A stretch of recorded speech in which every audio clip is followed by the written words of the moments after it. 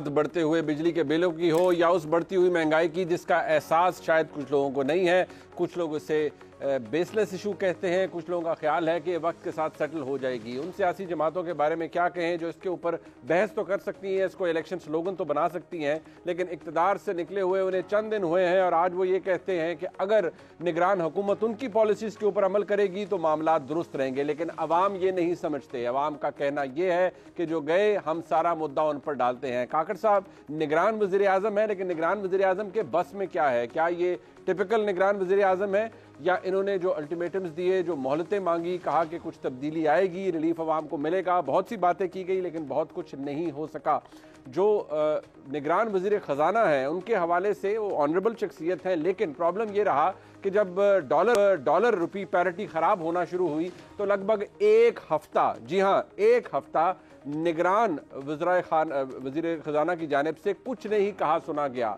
ये मैं समझता हूँ क्रिमिनल होता है किसी भी फंक्शनिंग डेमोक्रेसी के अंदर, किसी भी मुल्क के अंदर, कि अगर मुल्क के अंदर इस तरह की सट्टेबाजी हो रही है, ओपन मार्केट के अंदर डॉलर मिल ही नहीं रहा और अगर मिल रहा है तो एग्जॉर्बिटेंट रेट पर मिल रहा है और मुल्क की वजारत ख़जाना बिल्कुल खामोश है। वज़ीर आज़म को कहना पड़ रहा है कि हम स्मगलिंग के खिलाफ क्रैक डाउन करेंगे और बस, इसके अलावा अब तक और कुछ ऐसा नहीं है जिसको हम कह सकें कि वो नोटेबल है या किया जा चुका है। पाकिस्तान की सियासत के अंदर जो तलातुम पिछले कुछ अरसे से बरपा था, क्या आज भी वो मौजूद है किसी जगह पर? क्या इमरान खान को NRO मिल सकता है या नहीं मिल सकता? सदर मुमलिकत इंतखाबात की तारीख देने के लिए पुरअज़म है, वो देंगे और अगर देंगे तो क्या उनको रियलिटी चेक पहले दे दिया गया है कि उसके नताइज क्या हो सकते हैं? बात होती है और दो शख्सियात की, अहम शख्सियात की जिनकी मुलाकात हुई सदर मुमलिकत से, और बात इस हवाले से भी हो रही है कि मुल्क के आर्मी चीफ ने लाहौर में बहुत से जो बिज़नेस कम्युनिटी के लोग हैं उनसे मुलाकात की है। उसकी तफसीलात क्या है, उस मीटिंग के अंदर बातें क्या सामने आई हैं, आज के प्रोग्राम में हम ये डिस्कस करेंगे। हमारे साथ मौजूद हैं जनाब साहब, मेरे उस्ताद भी हैं, हम उनसे बहुत कुछ सीखते हैं और बाखबर सहाफ़ियों में उनका नाम आता है। बहुत शुक्रिया तल साहब आपका, सर आपने वक्त दिया। मेरे साथ मौजूद हैं जनाब एजाज सईद साहब। अगेन ये उन सहाफ़ियों में से हैं जो ख़बर की तहकीक में अपना लोहा मनवा चुके हैं और बड़े ज़बरदस्त ज़राए हैं। बहुत से लोग इनसे अनॉय भी होते हैं, हम भी इन्हें तंग करते हैं, लेकिन हम इन्हें उतना तंग नहीं करते जितना ये लोगों को तंग करते हैं। तो एजाज सईद साहब आपका भी बहुत शुक्रिया। हसन अयूब साहब, जिनकी ट्वीट्स काफ़ी भारी पड़ रही हैं आजकल बहुत से लोगों पर और उनका हाजमा भी इससे मुतासर होता रहता है और ये बार बार एक ही बात को रिपीट करते हैं कि रावी चैन लिख रहा है अपनी हर ट्वीट के अंदर, तो रावी कब तक चैन लिखता रहेगा और ये चैन बेचैनी में ना बदल जाए, इस पे भी बात आज के प्रोग्राम में होगी। तल साहब, सबसे पहले आपसे आगाज़ करूंगा। सर काकड़ साहब, सर आ गए, फाइन 10-12-15 दिन हो गए, बिजली के हवाले से कहा गया जी कुछ ना कुछ रिलीफ आएगा, बट नथिंग। ये एक्सपेक्टेड था, रिलीफ मिल भी नहीं सकता था, बट ओवरऑल आपकी assessment, I know it's a short span of time, but आपको लगता है हैंड्स ऑन है, डिमेनर अच्छा है, बात करने का सलीका अच्छा है, fine fair enough, but what's beyond this? देखें, काकड़ साहब की जो निगरान हुकूमत है, इसका इम्तिहान बात के सलीके से नहीं है, इसका इम्तिहान उनकी किताबों तक पहुंच से नहीं है, उनकी अंग्रेज़ी के एक्सेंट से नहीं है, उनके फ़लसफ़ा हयात से नहीं है। इसका ताल्लुक मुल्क के अंदर जो सूरत हाल है उसको डे टू डे मैनेज करने से है और फिर जब भी इंतखाबात होंगे उस इंतखाबात में इलेक्शन कमीशन की मुआवनत के साथ पाकिस्तान को एक ख़ास स्टेबल नुक्ते पर रखने से है। 2 हफ्ते आपने बिल्कुल दुरुस्त फरमाया, 2 हफ्ते के अंदर, 2.5 हफ्ते के अंदर बहुत कुछ आप असेस नहीं कर सकते, लेकिन मुझे थोड़ी सी हैरानी हुई। एक तो ये कि जो काबीना है इसका फुटप्रिंट ना होने के बराबर है। आपको काबीना 2.5 मिनिस्टर्स पर मुश्तमिल नजर आती है, जिसके अंदर प्राइम मिनिस्टर साहब खुद भी शामिल हैं। एक हमारे दोस्त हैं मुर्तज़ा सोलंकी साहब, वो उनका जबर है उनकी मिनिस्ट्री का, तो उस जबर के तहत उनको हर वक्त प्रेजेंट होना पड़ता है। लेकिन इसके अलावा अगर आप इंटीरियर मिनिस्टर साहब को देखें तो वो आते हैं प्रोग्राम्स के अंदर। इसके अलावा आपको ना पावर का मिनिस्टर नजर आएगा, ना आपको डिफेंस का मिनिस्टर नजर आएगा। फॉरेन मिनिस्टर साहब जो हैं उन्होंने तो बयान ये भी अब दे दिया है कि पाकिस्तान के जो खारजा ताल्लुकात है, जो पावर पॉलिटिक्स है, ये निगरान हुकूमत उस पावर पॉलिटिक्स के अंदर अपने आप को नहीं उलझाएगी, ये जानते हुए कि पाकिस्तान की इस वक्त इर्द गिर्द के हालात क्या हैं। निगरान हुकूमत हो या तवील मुद्दत हुकूमत हो, आपको इन्वॉल्व तो होना पड़ेगा। फाइनेंस मिनिस्टर का आपने खुद ही जिक्र कर दिया, जो एक बयान उन्होंने दिया उसने स्टॉक में मार्केट का भट्टा बिठा दिया। तो एक तो ये है कि जो काबीना की प्रेजेंस है इसके अलावा भी वो आपको नजर नहीं आती है। दूसरी बात ये कि मेरे ख्याल में काकड़ साहब ने बहुत सारे मामलात को अपनी तरफ डायरेक्ट करवा दिया है। जिस तरह आपने सही फरमाया था कि जो बिजली के बिलों का मामला है और IMF के साथ जो बहुत अरसे से हमारे नेगोशिएशंस चल रहे हैं, एक प्रोग्राम कंप्लीट नहीं हुआ, फिर ये 9 महीने का नया प्रोग्राम साइन करके गए हैं इसहाक डार साहब, ये मामला अवाम पिछलों पर डालना चाह रही है, लेकिन काकड़ साहब ने वो बयान दे के अपनी तरफ इसको खींच लिया है।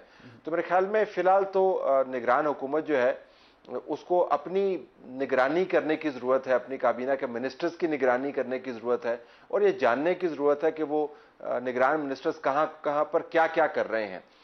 मुझे लगता है कि फिलहाल वो काफी लाइट वेट साबित हुए हैं, तनाज़े उनके 14 दिन के ज्यादा हैं और जो मुस्बत नुक्ते हैं वो कम है। अब एजाज साहब ये बताइएगा, ये तो खैर अब इब्हाम दूर नहीं होता जा रहा अपनी खबर के कि कोई निगरान सेटअप आ गया और इनको बड़ा पसंद किया जाता है, और काकड़ साहब का नाम भी एस्टैब्लिशमेंट की तरफ से फॉर ऑल प्रैक्टिकल पर्पसेस आया था। राजा रियाज साहब तो सिर्फ एक मैसेंजर थे, और काकड़ साहब के बारे में कहा जाता था कि वो लंबी डिस्पेंसेशन होगी। लेकिन क्या अब ये बात क्लियर नहीं होती जा रही कि इंतखाबात होने हैं, बीट जनवरी बीट फरवरी 2024, लेकिन इंतखाबात होने हैं, this is decided? Munib, Pakistan का एक बड़ा अलमिया रहा है। पाकिस्तान में जो फ़ैसले हैं वो हालात के साथ बदलते रहते हैं। चूँकि पाकिस्तान किसी पॉलिटिकली स्टेबल मुल्क का नाम नहीं है, यहाँ पर अनस्टेबिलिटी होती है, हादसात होते हैं, और हादसात के नतीजे में हम अपने फ़ैसले तब्दील कर लेते हैं। और हमारे यहाँ जो फ़ैसले हैं वो इंस्टीट्यूशनल नहीं होते, अनफॉर्चुनेटली वो इंडिविजुअल होते हैं, चंद शख्सियात होती हैं, उनके गिर्द फ़ैसले घूमते हैं, इसलिए ये फ़ैसले तब्दील होते रहते हैं। आज से चंद दिन पहले हम सुना करते थे कि इलेक्शन जो है वो 28 फरवरी से 3 या 4 मार्च के दौरान किसी तारीख को होंगे। फिर आपने और हमने देखा कि जिस तरह ये बिजली के बिलों का तनाज़ा आया, जिस तरीके से बिजली के बिलों ने अवाम का गुस्सा और इश्तियाल दिखाया, तो उसके बाद हम देखने लग पड़े कि नहीं, वो जो इलेक्शन है वो उसका फ़ैसला हो गया कि वो जी जनवरी में होंगे। तो ये बड़ी अनफॉर्चुनेट सिचुएशन है कि जो इंडिविजुअल्स हैं वो फैसला करते हैं। आइडियल बात तो ये थी कि आईन पाकिस्तान को हम फॉलो करते और जिस तरीके जो तरीक़ाकार जिसके ऊपर हम चलते आ रहे हैं उसको कम से कम जो सिविल हुकूमतें हैं उसको फॉलो करते। लेकिन बड़ी बदकिस्मती है, इसमें सियासी जमातों ने भी बड़ा काबिल एतराज़ रोल प्ले किया है, और ज़ाहिर है इस्टेब्लिशमेंट का ज़ाहिर एक रोल है, वो भी मेरे और आपके सामने है। तो अभी फ़िलहाल तो यही लगता है कि इलेक्शन जो है वो जनवरी में ही होंगे, और इस हवाले से जो पार कॉरिडोर से ख़बरें आ रही हैं वो यही हैं जो आप बता रहे हैं। लेकिन अगेन वो जिसे कहते हैं ना कि इंटेंशंस बदलते हुए टाइम नहीं लगता, तो लेट्स सी के इंटेंशंस ये कायम रहती हैं या आगे चेंज होती हैं। फॉर द टाइमिंग आप कहते हैं ये है, बट इंटेंशन, हाँ, इरादे नीयतें बदलते तो कुछ पता नहीं चलता। बट हसन अयूब साहब, सदर मुमलिकत के हवाले से कहा जा रहा है कि उनकी आम लोगों से मुलाकातें हुई, बड़े चार्ज नज़र आते हैं सदर मुमलिकत, गो कि उनकी मुद्दत पूरी हो रही है, लेकिन आइनी उनके पास सहूलत है कि जब तक कोई नया नहीं आएगा सदर तो वो उस वक्त तक रहेंगे, और फॉर ऑल प्रैक्टिकल पर्पसेस नए सदर के आने के अभी दूर दूर तक आसार तो नज़र नहीं आते। जो उन्होंने मुख्तलिफ बिलों के हवाले से एक ट्वीट करके जो तूफ़ान बर्पा किया, उससे उन्होंने अपनी क्रेडिबिलिटी को भी डैमेज किया है। बट कंसिडरिंग ऑल दैट, आपको लगता है सदर मुमलिकत ये एडवेंचर भी कर जाएंगे कि वो वन फाइन डे अनाउंस कर दें इंतखाबात की तारीख? जी बिल्कुल, वो तैयार थे तारीख देने के लिए। जुमेरात को बड़ी मुसद्दिका इत्तलात मिल रही थी कि शायद वो आज डेट अनाउंस कर देंगे, और जुमेरात को ही पता लगा कि इलेक्शन कमीशन के ज़राए भी बता रहे थे कि जो आने वाला हफ्ता है, आने वाले हफ्ते में इलेक्शन कमीशन भी अपनी तारीख अनाउंस करने जा रहे हैं। लेकिन फिर ये जुमे के रोज़ की जो मुलाकात बता रहे हैं, जो कि मेरी इतला भी है, मैंने कुछ लोगों से पूछा है तो मुझे भी ये बताया गया कि शायद मुलाकात हुई है। अच्छा। और वो मुलाकात जो है वो खासी अहम थी। एक वाज़ेह और दो टोक पैगाम उस मुलाकात के बाद एक और मिला, जो कि सियासी जमातों को भी मिला, वो प्रेसिडेंट ऑफ पाकिस्तान के लिए भी था, वो अदालतों के लिए भी था। वो चौधरी परवेज़ इलाही साहब की गिरफ्तारी थी। अगर आप देखें तो जिस तरीके से एक अदालत का हुक्म था कि आपने एक हाई कोर्ट का हुक्म था कि आपने MPO के तहत किसी की गिरफ्तारी नहीं करनी, जी। और दूसरी हाई कोर्ट का जो है, लाहौर हाई कोर्ट का स्पेसिफिकली था कि चौधरी परवेज़ इलाही साहब को किसी भी मुकदमे में गिरफ्तार नहीं करना। तो फिर आपने भी देखा, मैंने भी देखा, और पूरी दुनिया ने देखा कि चौधरी परवेज़ इलाही साहब को किस तरीके से उन्होंने गाड़ी से उठाकर वो ले गए। जी हाँ। और ये एक वाज़ेह पैगाम है कि जब जब जो है सहूलतकारी किसी को फराम की जाएगी तब जो है वो सिस्टम रिएक्ट करेगा। और सिस्टम अब रिएक्ट आगे जो करेगा, अभी जिस तरीके से रिएक्ट कर रहा है, यानी 15 सितंबर से 20 सितंबर के बाद आपने अभी तक वो सख्ती देखी नहीं है जो सख्ती आने वाली है। अच्छा। मैं अभी फोर्स ही कर सकता हूँ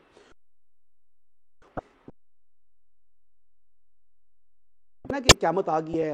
पहले तो फाशिस्ट हुकूमत थी मुस्लिम लीग नून की, ये मुस्लिम लीग नून की ना, फिर उसके बाद पीडीएम की हुकूमत के ऊपर इल्जाम, कानून के ऊपर इल्जाम, फिर कभी मोहसिन नकवी साहब पर इल्जाम। तो अभी आप देखिएगा 15 सितंबर के बाद बदलने जा रहे हैं, या 20 सितंबर के बाद जो हालात बदलने जा रहे हैं, वो मैं आपको अभी ये बात बता रहा हूँ कि वो ऐसी सख्ती होगी जो इससे पहले कम से कम मैंने अपनी याददाश्त में नहीं देखी हुई। मतलब वैसे हमने उस दौर से गुजरे हैं जहां पर हमें वसीम अकरम प्लस नजर आए, महमूद खान प्लस नजर आए, तो अब हम आपकी तज्जिए के मुताबिक हमें क़यामत प्लस, जो दुनियावी तौर पे क़यामत प्लस नजर आ सकती है।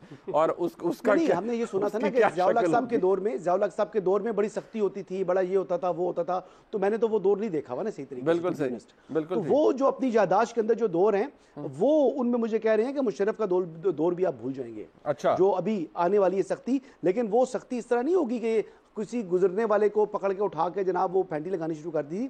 जिस बंदे ने कानून को हाथ में लिया, बिलखुसूस 9 मई वालों के साथ जो होना है, मैं आपको बताऊं कि उनके लिए जो है वो क़यामत आने वाली है। बिल्कुल 9 मई वालों के लिए क़यामत कुबरा आने वाली है, सुगरा भी नहीं होगी। अल्लाह। इसके अलावा वो सहूलतकार जिन्होंने कानून और आइन से हटकर किसी की जो है चाहत में, किसी को हैंडसम जानते हुए या किसी के फैन क्लब का हिस्सा होते हुए सहूलतकारी फराम की है, उनके लिए भी बड़ा मुश्किल वक्त स्टार्ट होने वाला है। अब